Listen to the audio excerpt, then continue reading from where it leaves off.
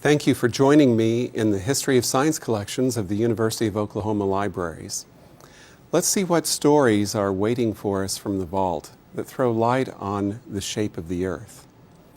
In the late 20th century, members of the Flat Earth Society dismissed the evidence of photographs of the Earth from space by insisting that the Apollo moon missions were a hoax.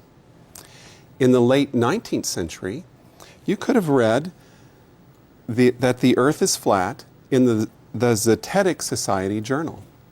Zetetic is derived from a Greek verb meaning to seek or to inquire.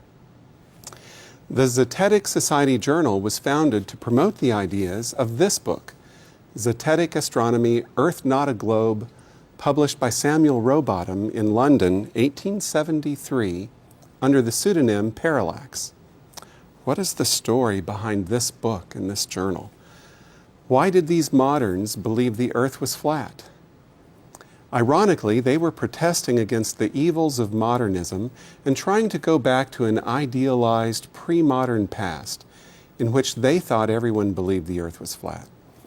By the end of the 19th century, the view was well entrenched that medieval people thought the Earth is flat, so Rowbottom felt bound to agree and promoted the anti-modernist idea of a flat Earth for many years as an itinerant lecturer.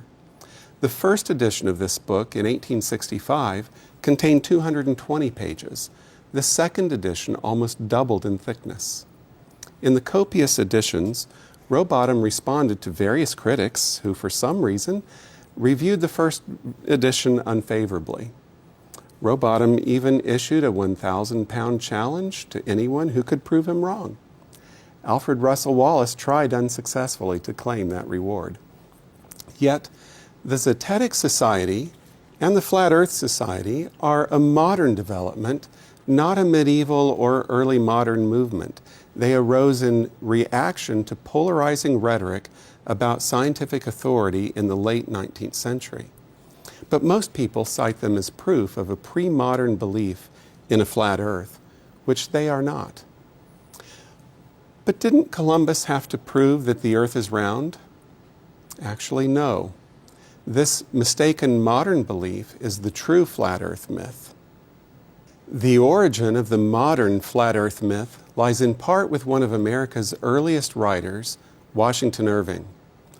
Irving's far-fetched Life of Columbus presented itself as biography, not fiction.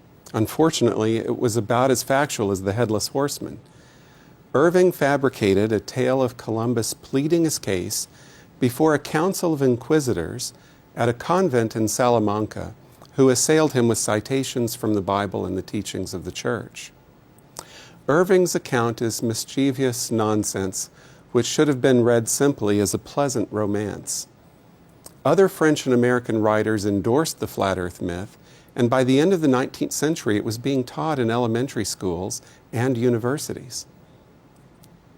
In fact, medieval people, both the educated elite and the unlearned laity, knew the Earth is round. Dante's Divine Comedy, for example, assumes the Earth is round.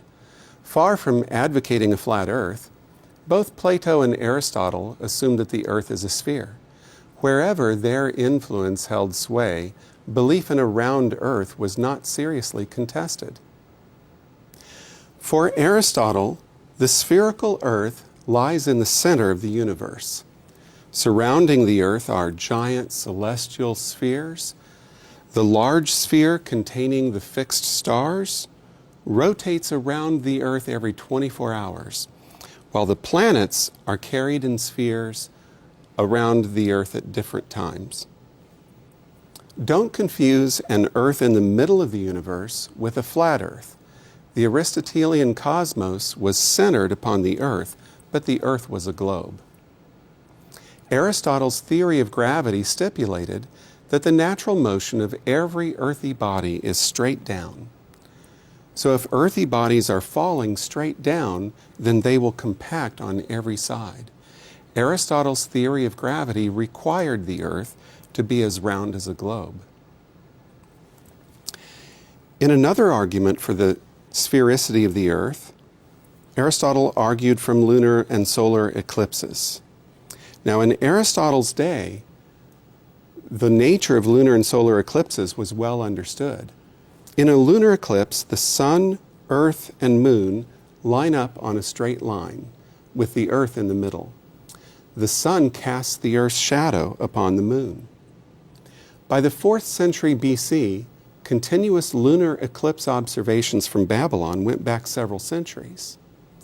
Now, in every lunar eclipse, to observers located anywhere on the dark side of the earth, north or south or east or west, the earth's shadow on the moon always appears curved. If the earth were flat or any other shape than a globe, at least some of these eclipse shadows would be straight or angular.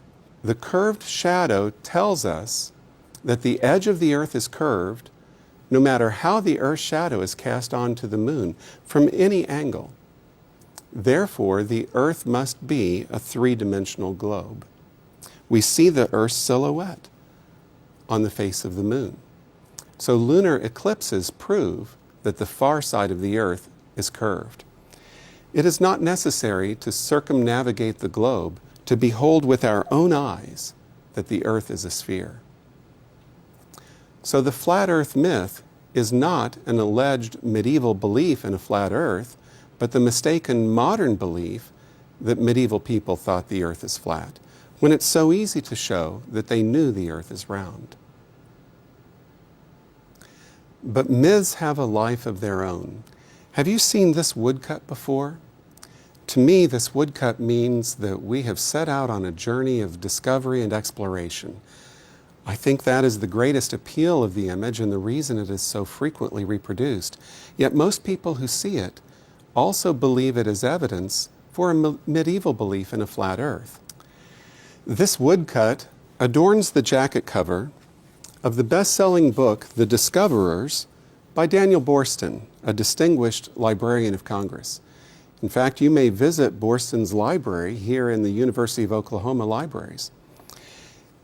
Yet the inside flap of the book jacket credits the artwork to an early 16th century woodcut. This attribution is mistaken. Similarly, J.D. Bernal, the great Irish scientist, published a monumental 4-volume history of science. And in the first volume, Bernal reproduced the woodcut, also attributing it to the 16th century. Yet the woodcut is not from the Middle Ages or even the 16th century at all. It dates to the late 19th century. It was created for this book, published in 1888. Camille Flammarion, The Atmosphere. Camille Flammarion was the Carl Sagan of the 19th century, whose many books inspired and informed a general readership. He bridged astronomy and popular culture. Flammarion's books, published in both French and English, fill several shelves here in the History of Science collections.